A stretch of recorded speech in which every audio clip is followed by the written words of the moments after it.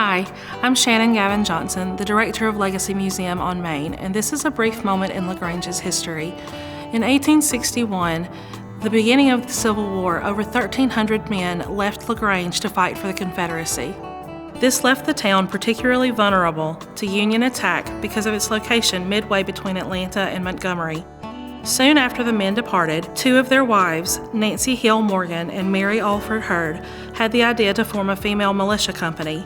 Almost 40 women signed up to do their part. The group elected officers, making Nancy Morgan a captain and Mary Hurd the first lieutenant, and named themselves the Nancy Harts, or the Nancys, in honor of Nancy Hart, a Revolutionary War hero from Georgia.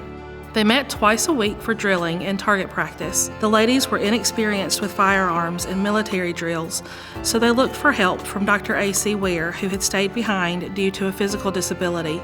There were a few mishaps, like shooting a hornet's nest and a cow, but prizes were awarded to the best markswoman, and the women soon became expert shots. The ladies may have organized as a militia, but they served more time as nurses.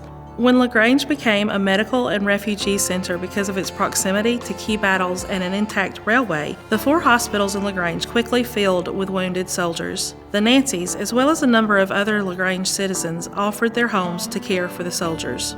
It wasn't until the war had already ended that the Nancys actually met the Union Army. On April 17th, after Lee's surrender on April 9th, but before that information had made it from Virginia to LaGrange, Major General James H. Wilson led a Union raid on West Georgia. As the men, under the command of Colonel Oscar H. LaGrange, whose name was just a coincidence, approached LaGrange from West Point, the Nancys were left to defend their town. The women marched toward the campus of LaGrange Female College, or what is today LaGrange College, on the edge of town. The ladies were grossly outnumbered and surrendered the town. In exchange for their weapons, the Union colonel spared the private homes and property, only destroying property that was helpful to the Confederate war effort, like factories and railroad tracks. And that's the legend of how the Nancy Harts saved LaGrange. To learn more about the Nancy Harts and Civil War history, visit Legacy Museum on Main. This has been a brief moment in LaGrange's history.